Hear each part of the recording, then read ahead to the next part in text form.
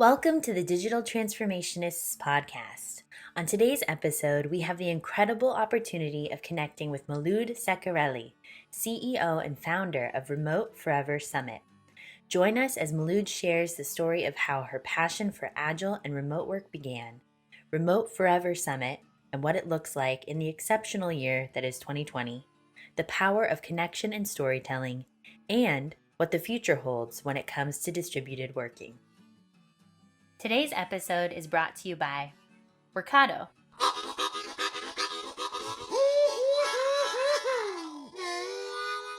Molood, welcome to the podcast. It's so good to see you. Thank you How are so you? much. Thanks for having me. I'm well. How about you? Doing great, thank you. It's a pleasure to introduce you to Garrett Dutton, the G-Love. Hey Molood, nice to meet you. Thanks for joining us today. Thank you for having me. It's nice to meet you too. Yes, it's a little later in the day in Stockholm, but thanks for hanging late in the day. Lisa Atkins connected us, and Lisa Atkins, as a lot of people know, is the agile coach of agile coaches. It looks like y'all have been friends and know each other going back a while now. I think this connection itself is just kind of another great example of the digital transformation's ability to connect people. So I'm super grateful that she got us connected and that we're here chatting. You've been an advocate of remote work for a long time, and you've worked with distributed teams largely in the agile space. You've also built an incredible career from developer to scrum master to agile coach to COO, CEO and founder now of a business. Tell us more about your career and how you went through this journey from agile to remote work. That's a good question. Here comes my story. I was a computer security major. I was in love with everything computer science. But at the same time, I had graduated in my undergrad from a program called Information Technology Engineering, which was technically a mix of computer software engineering plus industrial management.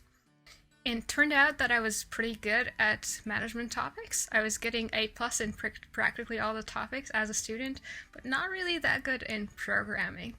And in my immature brain at the time, I thought for my master's degree, I need to go for something that I'm not good at. So let's go to the hardest, toughest computer science program you can find, and that was computer security. That's where it literally started. And obviously, after studies, I got hired as a software developer, and I was thrown into building software, testing software. And my first job was in Ericsson in Sweden, which is a very well-known company. Sure. I remember this. I had a job offer from Google and another one from Ericsson. And the Google one was in Switzerland. The Ericsson one was in Sweden, and I was doing my studies in Sweden, so I decided to stay in Sweden. Long story short, I was not a very good developer. However, I was very interested in the interpersonal relationships that developers had together. And that's what brought me to learning about Scrum, learning about Kanban, and later on falling into this path of understanding what Agile was. And I fell in love with it. And it also helps me realize this particular hurdle that I shared with you, that you kind of need to focus on your strength rather than your weakness. Okay. So I started working as a software developer, moving from one company to the other. And interestingly enough, since you mentioned Lisa, there was a time when I thought I need a proper education in agile coaching, and I just Googled what education existed in my city. And there was this education available by a person named Lisa Atkins and another guy called Michael Spade. And I thought, I don't know who these people are, but the training looks interesting, and I just signed up for it. And I remember that at the time my boss did not fund it, so I had to spend my own money to go to this training. And I went there, and it was transformative. Right. That's literally how my agile coaching journey started. Very cool. And then we have a few years later where I was having a personal retrospective on a Sunday evening in a cafe. And it hit me that all these years of working as a developer, tester, scrum master, product owner, agile coach, I had never ever had a co-located team. And yet, the Agile Manifesto and all the Agile coaches that I was looking up to were saying that you need to be co-located in order to be Agile. that's literally how my journey to remote forever started. So I started Wow. challenging the idea of co-location, and that began with a conference. The conference that you all know today as Remote Forever Summit. Yeah, I was going to ask about that. You started that in 2017, first of its Exactly. kind. Tell us more about it. So yeah, it's the continuation of the story. You're a good question asker in that sense. So I thought I'm gonna bring together some people who may support my idea of the fact that the world is now remote. And the Agile Manifesto, when it was created, many companies did not have the possibility of collaborating remotely as we do today. And this was back in 2016 when I had this idea for the conference. So I thought I'm going to invite a few of the thought leaders and maybe a couple of Agile Manifesto co-authors to see if they agree with the fact that the world has changed and that we as the Agile community need to respond to it. Turned out there were people who supported my idea. And at that moment, like when I was building the idea for the conference, this was almost a year before the first conference took place in 2017.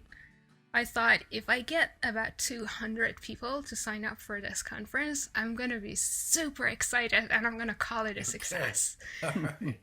Wow, this was phenomenal for me because it was a very big thing. I was not ready to receive 2,700 signups Wow. for that conference.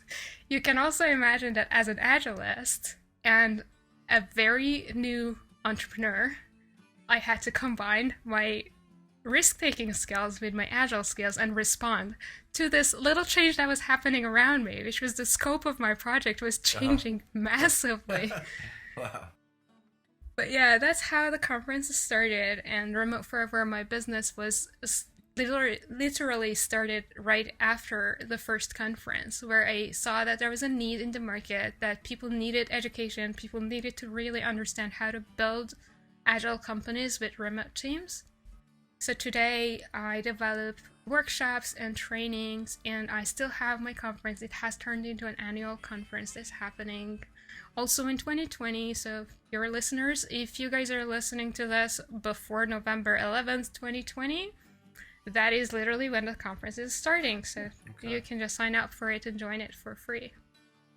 That's amazing. So just a quick question. So was your initial meeting with Lisa and what was the other guy's name?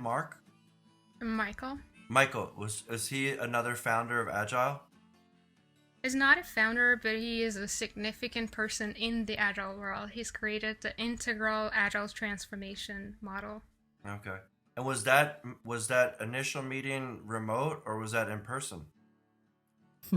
That was an in-person class. They were in Stockholm where I lived. Okay, cool. All right, and then so you're just gearing up right now, and you're in massive crunch time to get ready for this year's summit. And thank you for taking a minute out of your busy schedule. What does the Remote Forever Summit 2020 look like? That's an interesting question. Nobody has asked me that before. So this year, 2020, has been a very strange year. There is no doubt. And I'm sure that many people listening to this podcast have gone to a lot of webinars, conferences online. Many things that used to be in person suddenly became online and became accessible and available to us, right? So one of the things that I thought was acknowledging this change, because in the past, my conference was maybe one of the only 2 online conferences that the Agile people would go to. And then you probably had the budget to go to a couple, maybe 3 in-person conferences on the other side of the country or the world. But this year, you could be in Minnesota and attend a conference in South Africa. Right? You could be in South Africa and attend a conference in Europe. There was no location anymore. And I thought this year, people are so tired of going to webinars and conferences online. And I still wanted to bring my conference to life because it's become, this annual event and many people have been waiting for it. So I changed something in it. And here comes the change. Okay. So this year, instead of bringing experts who would tell you what to do and what not to do and give you their best tips and techniques, I decided to hire a story coach who trained all the speakers in storytelling. And the speakers have prepared inspirational stories to inspire people. And the sessions are much shorter because who can sit and watch yet another 1 hour talk, right? Right. So those are the changes that I have made. So this year is going to be a lot of stories, and I hope that people who attend the conference are going to be inspired. We also have another theme that have been integrated into the plan, and that's connection. So in the past, we had, again, a lot of instructive sessions for best how-to guides and that kind of thing. This year, it's inspiration followed by open spaces every day where people can really share and connect and hold space for each other. Those are the main changes. Wow. Really And cool. so you hired a storytelling coach? Yes. So he basically, for instance, met with Lisa and did you take a lesson in storytelling as well? Yeah, I attended that session. I think it's the one paying session off. that she had for yeah. Yeah. Maybe That sounds really I've learned cool. to use past tense verbs. That was like one of the key takeaways that I had. Use past tense verbs so that your stories are believable. Because many people say this is happening right now, and they use present tense, and Okay. that makes it Right, less right. connectable. Oh, so you say this happened. Wow. Okay. So you've got a lot of great storytellers lined up for your event. Lisa Atkins, obviously, we're all a big fan of hers. And for those of you listening, she's our episode 2 guest, by the way. She talks Should about have her. her again, maybe. I hope too. She's an amazing human, for sure. And then another one of your guests / storytellers is David Heinmeier Hansen, co-founder of Basecamp. That's really exciting. I mean, David is an early pioneer in tools that enable people to collaborate online in technology. And furthermore, like now in today's era, where we're all of us, knowledge workers are working remotely. He's a pioneer, right? Yeah. Tell us more about how Exactly. you got to meet him, how you got to get him into the conference, and I imagine he's going to tell a great story. It is a great story. So David, he is also the co-author of the book Remote and another book called Rework. These 2 books have really been fundamental in the way that I have built my company, in terms of culture, in terms of products and services, all of it. So David Hansen, or DHH as he goes on Twitter, like that's his Twitter handle, right? He's been one of the biggest advocates of remote working, and many of my ideas are shaped by what I have learned through using the products that his company Basecamp has created. Reading, like I was one of the early readers of that blog that was called Signal versus Noise. And not just the blog itself, but even just the idea of signal versus noise in today's world of getting bombarded with information, that was just amazing. How I got to get David is an interesting thing too. David has been a dream speaker to have at the summit, and every year I thought, can I approach him this year? Am I ready for it? And I dismissed it, and I thought, no, I'm not ready yet. This year I literally just used the email application that Basecamp has created called hey.com. So I am a customer of that application, and it's really changed the way that I use email. I used my email address in that domain, sent an email to David, and made it a very easy yes. And I still didn't think that he would accept it. But then one day I got an email that he said, let's do it. All right. And that's how it happened. Oh, fantastic. Congrats. Very cool. So we're Atlassian Solutions Partners. We do a lot of business in the Atlassian ecosystem. And as a result of that, I listened to the Atlassian earnings calls. And on this last earnings call, Scott Farquhar, one of the co-founders and co-CEOs, talked about how the responsibility of the CEO and the CIO and their agendas are starting to converge a lot. And more we're finding that the HR agenda around culture and things like that is also being shifted more to like the CIO. And this concept of the old digital water cooler is perhaps more prevalent as a concept amongst folks. And I think back when there's a story, I don't know the details of it, but there's a story that Yahoo lost its edge when they went to a remote work model because people weren't around each other around the proverbial water cooler. What are some things that you've learned that you could share with the audience today around like a digital water cooler? Like, what is that equivalent? How do we get that interaction? I usually advocate against replicating the office. That my core message in most of my talks is do not replicate the office when you go remote. Because we really need to adopt a remote first mindset and look at communication and collaboration slightly differently. The most common question I get is, how do I do this practice that we used to have in a co-located environment in my remote office? So my default answer to that is, what was the purpose of that practice? So what was the purpose of the water cooler conversations that you had? How about you answer me that, and I'll help you like get clarity on that. Yeah, the idea is the water cooler is there to get water. That's its purpose, right? But because people go to it, it is a place where people then exchange ideas or catch up on the fly and don't wait for that meeting because, hey, it's on my mind. I see Jim or Sue at the water cooler. I just go ahead and start the conversation. So conversations that are sparked spontaneously. Can we call it serendipity? Perhaps. Perhaps. So spontaneity and serendipity are things that do not normally happen on their own in a remote setup. So what can we do to get that, if that is the purpose, to create serendipity, to create that possibility? Culture in a remote organization needs to be created intentionally. I remember back in 2002, I was still a student and I attempted to translate a book in entrepreneurship. And I remember this, the book never came out, by the way. I dropped out of that team of translators. But I remember that I was learning about culture in organizations. And there was a really beautiful sentence there that said, culture cannot be created. It can only be discovered and nurtured. And I think it's even more relevant today because suddenly we're remote, right? We had a culture in our co-located offices. Now that we're remote, how has our culture changed? If we don't discover that, if we can't articulate that, we can never nurture it or change it.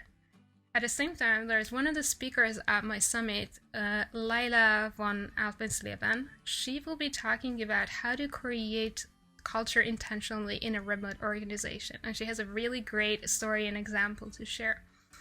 One of the things that I've learned from her is the fact that nowadays it's even more important to have a person or a group of people whose sole role and responsibility in the company is to monitor how the culture is changing and create that space to create it intentionally. Back to serendipity, that's part of the job of these people. Creating, maybe, this is a very simple example for a small team.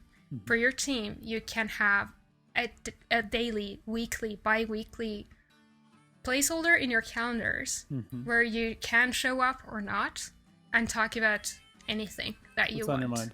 Cool. What's on your mind? Yeah. One of my clients was calling it What's Cooking. So every Friday they would meet and talk about what's cooking in the company. They talked about gossip that they had heard or whatever their reflection was about the changes and anything really.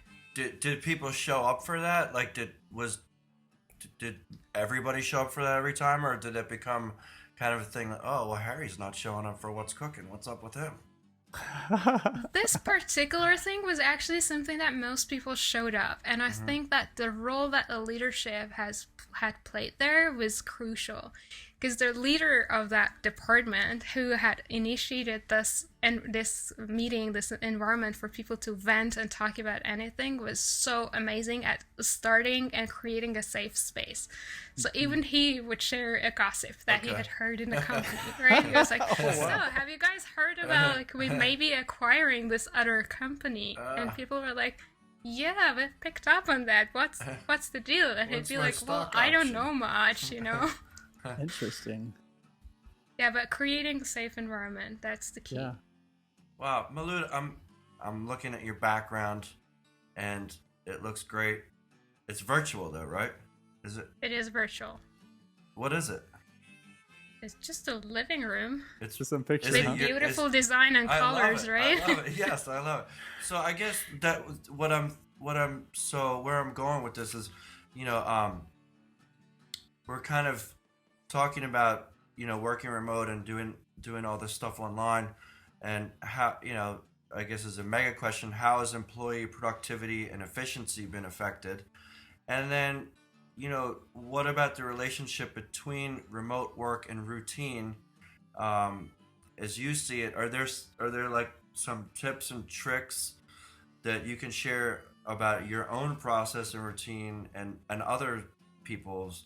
And that's why I brought up the fact that, to me, we just met, but you're really exuding a lot of energy. Like, not everybody can you help other people to be captivating in this setting, right? Because it's some people might really shine around the water cooler and really kind of drift off into the background on a Zoom meeting, Mm-hmm. That's correct. That's very true.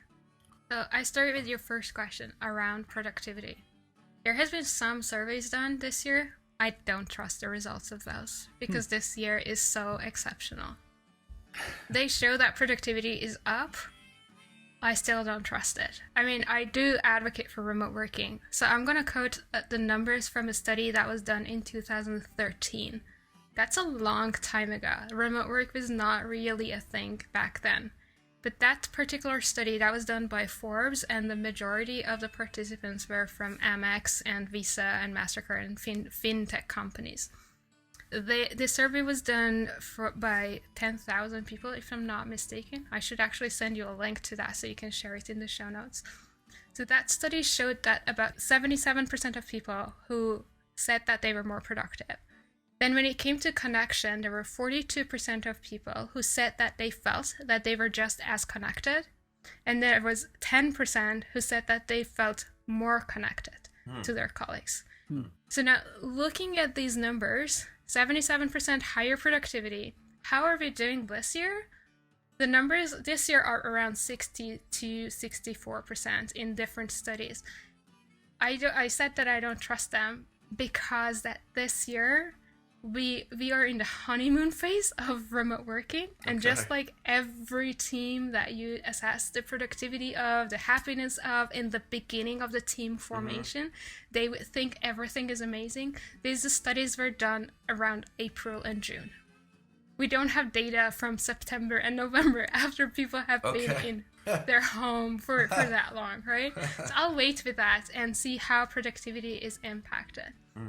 From my own personal perspective, my productivity went low in the beginning of the pandemic and the working from home situation. And then I started finding my way around that, finding how I can connect, how I can actually keep track of my work, how I can do a lot of the things that I used to do outside of home in the past in this horrible situation that we're living in. So it has taken me a while, and I think I'm able to articulate at least some of the things that I have tried that eventually succeeded. Wow. Number one, and my top one, is creating boundaries. So I remember that in the past, even though I did not work from home, I always went outside. I found my cafe of the day, or my hotel lobby of the day, or maybe a co-working space of the day, and that change of environment really affected my brain. My brain was ready for work. Nowadays, how long is that commute? From the bedroom to the kitchen table? Yeah, measured in feet, crazy. not miles. Yeah. Yeah. So I actually, I asked, I kind of ate my own dog food. So I asked you earlier, I said, what is the purpose of that practice? And that's the question I keep asking people when they say, what tool should I use to do this? And now I asked, what was that boundary serving me for? What was the purpose of commuting? What was it behind it? And I came up with, it was a physical boundary. So now I have created a physical boundary. My workplace is separate from where I do other things at my home. I don't take my computer away. I don't work on my phone. I literally have this sacred space where I only work from. And that has really made me more productive. It's funny. So that's my number one. That's cool. I have the same thing with the room I'm sitting in right now. It's where I've done all my, live streams and Zoom meetings and guitar lessons and everything for the past 6 months. It's pretty cool. Well, you're lucky, right? There's a lot of folks, and we have folks in our team that are having a hard time finding that space. because they're always accustomed to going to work. So they've had to get creative, or in some cases, they're just not in the best place to actually work from. They don't have the office. They don't have this room and space for themselves. So it's something people are dealing with. I am one of those people. Okay. I'm literally one of those people. I live in central Stockholm. So if you have ever been to Europe in Nordic cities, you know that central Stockholm apartments, if you're not super rich, you probably won't get that much space. Right. I live in a pretty small place. My apartment has 1 bedroom and 1 living room. So where do you think like I kind of like took one of those rooms over? No, that's not what I did. Yeah. At the beginning of the lockdown era, I realized for the first time that I did not have a desk. Right. It just hits me. I never worked from home. Right. I was a remote worker who always went out. So what did I do? I thought, okay, should I buy a desk? Because I don't really have a space for it. So I kind of borrowed the table that we had on the balcony. I cleaned it up and brought it in, and that became my workspace. Okay. For a while, I even used my ironing table as a standing desk, so I could work from that. That's so funny. I've gotten Robin did super that. creative. Yeah, but what I have is a corner of the room that's dedicated to work and nothing else. That's great. So up until October of 2019, we had a corporate traditional office space. And we had these just long running debates. People want to work from home, they want to work remote. And we did everything we could to accommodate. But also having that piece of real estate that costs us real money, we were sometimes also reluctant to say, just, all right, whatever, go do whatever you want to do, right? And to some extent, there was an argument also that FaceTime was necessary and important. And I think this still is, right? But you have to find room for that and a way of doing that. But we ended up getting out of that real estate that we were in. And there were a few kind of driving principles behind it. The most important one on top to us was that it also gives us a freedom when you work remotely. It gives you that freedom to just, now that you're not committed to this particular desk, this particular place, you can go other places that, are more exciting to you or whatnot, or, go work with family in some other city if you want to, and it's not a big deal. But another very important kind of critical factor for us or principle driving our decision was kind of an environmental side. Is that if we've got so many people driving to the office across town, we're emitting a lot of CO2. What are your thoughts on, and maybe you've studied this as well, but like what kind of impacts can we make positively by working remotely or working from home as opposed to commuting to the office? Very good question, and an important one. You guys remember those videos and images that were shared around the internet about how clean the environment was becoming after lockdown? You could see the Himalayas for the first time in so many years. Yeah. Yeah, and you had dolphins in Venice, and we really saw that the impact that we had made on our environment and how much of it changed. It is still true. We are reducing our carbon footprint. We are working from home is literally and very effectively impacting the betterment of our environment. There's also really interesting studies that were published in around 2016, and one of them said the number of buildings that we're gonna need for the next 20 years is already created, is already built, it's already here. And I don't know if they were predicting the pandemic and the lockdown, or if it was just like an actual structural study that was done. But it just reminded me, like your question reminded me of that article that I had read back then. Right. And I'm thinking, if that's true, what are we going to do with all those buildings? All these empty office buildings. You just read our mind, because that was the next question. And the question was, do you have any ideas on how to sustainably repurpose the office, the brick and mortar spaces, the building, the skyscrapers? What's going to happen if we already had enough in 2016 and everyone's at home and no one's sitting in your favorite hotel lobby and coffee shop? What's going to happen now with all that? Well, full disclosure, I am no sustainability engineer and know that there are better qualified people than me to answer this question, but I can share what I think about it. So, have you ever been asked, if money was no object, what would you do in the world? Sure. So I've been asked this question and it was very hard to answer. But I think my ultimate goal in life is to feed the hungry and to provide homes for those that are homeless. And this question just brings me to that. I think that it's a huge opportunity for us to repurpose some of these empty offices, and with the economy that is going down right now, I'm expecting or maybe predicting that joblessness will be higher, homelessness will be higher. And I think one of the greatest things that we can do at a large scale would be to repurpose them and turn them potentially into low-cost homes. And where I live, in this side of the world, it's incredibly difficult to even rent a home. The housing market in the Nordics is really difficult. In many major European cities, it's very difficult to find a place. Many young people, even young families, are sharing a home. That's not really normal in the US or in Canada. You have a lot of space and your cities are a little widespread, versus in Europe, it's been a challenge. Housing has been a challenge. And the first thing that pops into my head is, let's just invest, pay some good engineers and change the infrastructure, maybe pick the buildings with good bones and turn them into low-cost homes for young people, young families, and all these people who have potentially lost their jobs.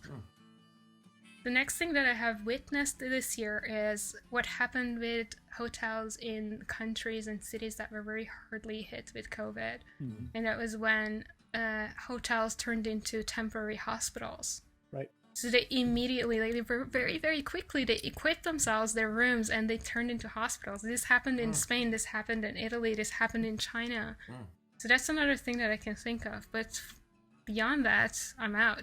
Do you have any ideas what we could do with all these empty offices? Those are two great ideas. I mean, it's going to be such a tricky thing because obviously the people that own those mega buildings and all the money behind the companies that own those mega buildings and what they're trying to get out of that huge investment to build such buildings, it'd be a really tough sell to say, oh, we're going to turn your skyscraper into a low-income housing or free housing. Yeah.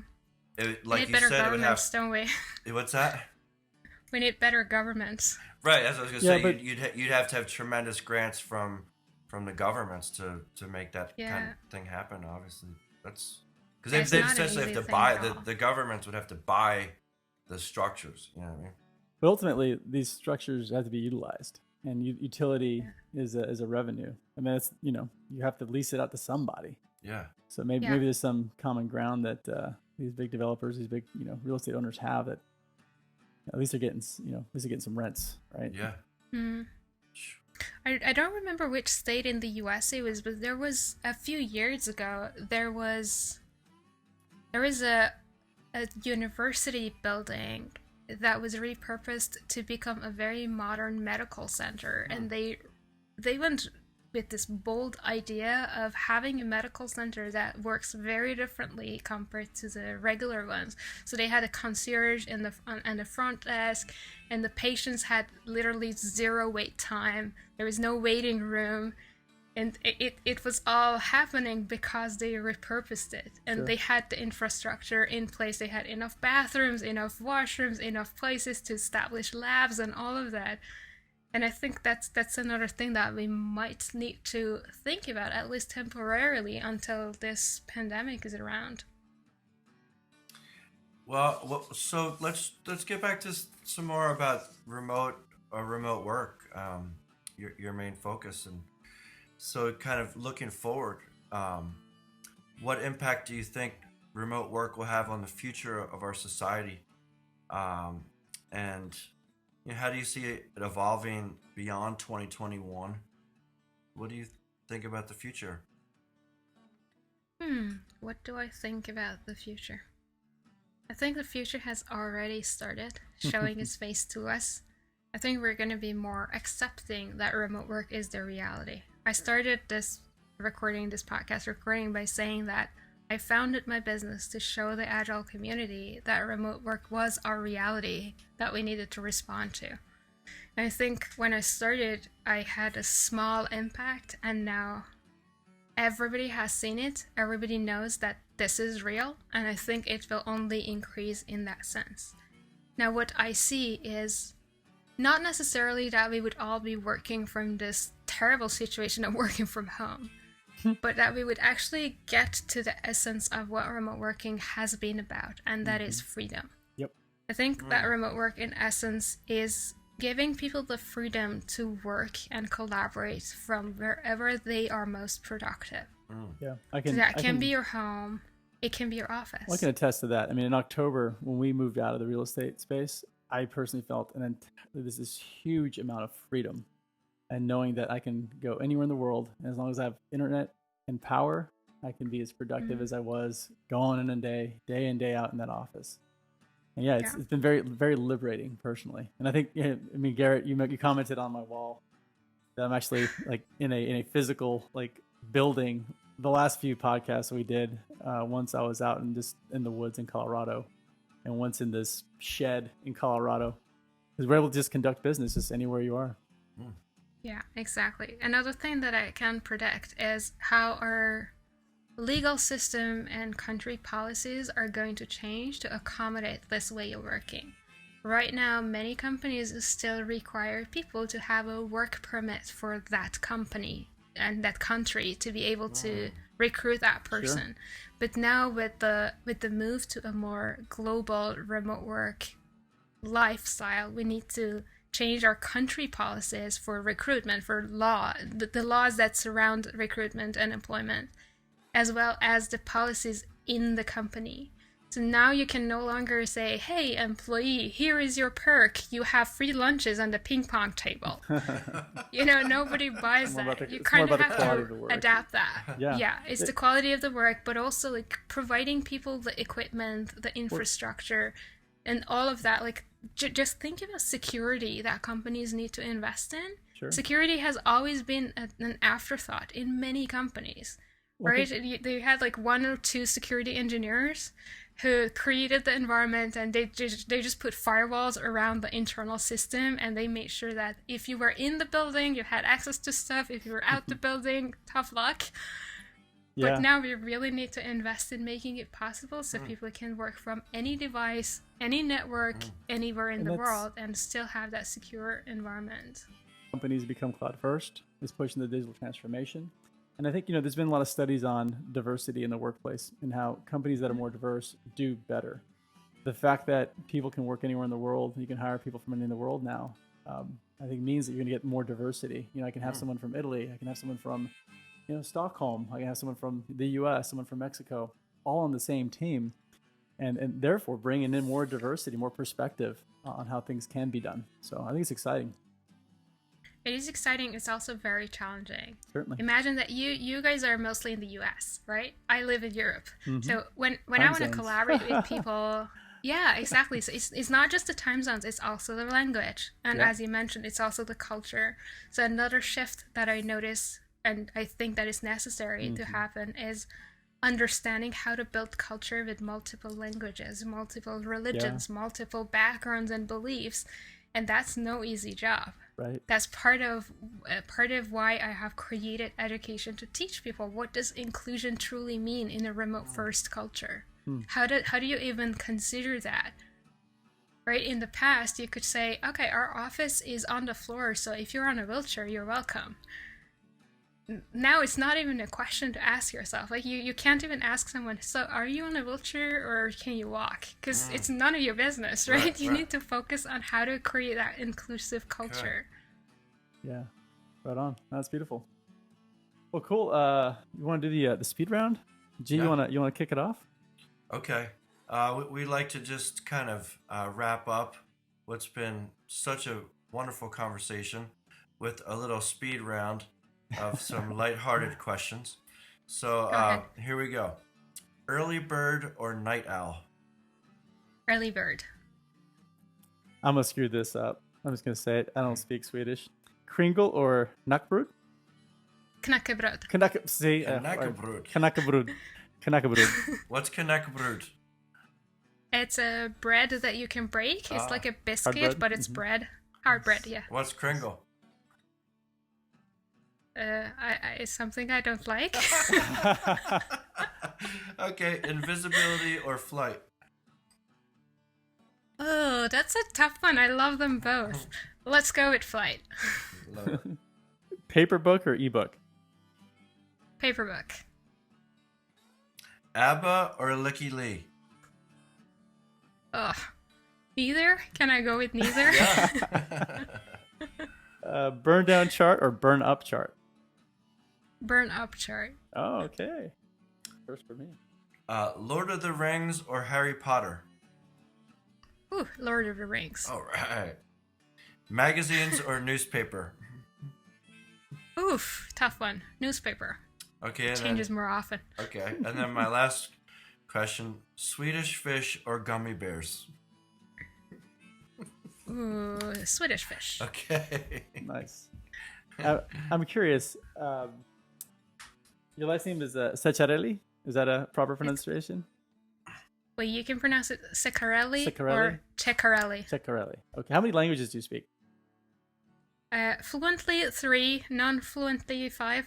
All right. Well, so fluently 3: English, Swedish, That's English, Swedish, and Farsi. Farsi. Okay, and then the other 2. French and Spanish. Wow. Very cool. Impressive. Very European of you. We in the U.S. are lucky to have 2 languages that we speak. That's pushing. speak That's Spanish? pushing it. I speak Spanish. Yeah. Yeah. Spanish is something I'm learning right now. It's not very easy to pick up. It's the same as with French. So I'm picking up these 2 languages at once. And if you think about it, Swedish is a Germanic language in terms of root. Farsi has nothing to do with any of these. And English is a Latin language. So they're all so different. I think learning languages really changes the way you think. Absolutely. It really changes the neuroplasticity of your brain, it seems. Absolutely. How are you going about learning the French and Spanish right now? So my family name that you asked, it's actually from my husband. So I got married last year, Oh, even though congrats. I've known my husband for 12 years. So it's not really news. But I picked his family name, and he's French, but from the south of France, where it's very close to Italy. Sure. So his first name is very French, and his last name is very Italian. Okay. Very cool. And Spanish is something I started learning a few years ago, but I kind of dropped it. So I had a team that was part in Stockholm, part in Barcelona, and part in London. Yeah. And this company that I was a part of, they were providing free language courses. Wow. And they had the languages of countries where they had an office in, which meant English, Swedish, and Spanish. Okay. And I spoke 2 of those, so I took Spanish and great. continued. Wow. Good on you.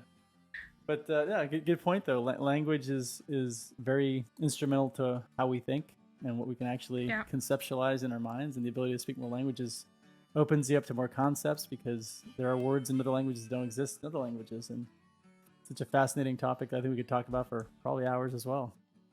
Yeah, we could. There are innovations happening in that space that are making remote working more like, can you say easier maybe? Okay. There are live translation apps that you can maybe download on your computer, install in your Zoom calls and Wow. other things to make it possible for people to communicate in their native tongue and still be able to understand each other. Fascinating.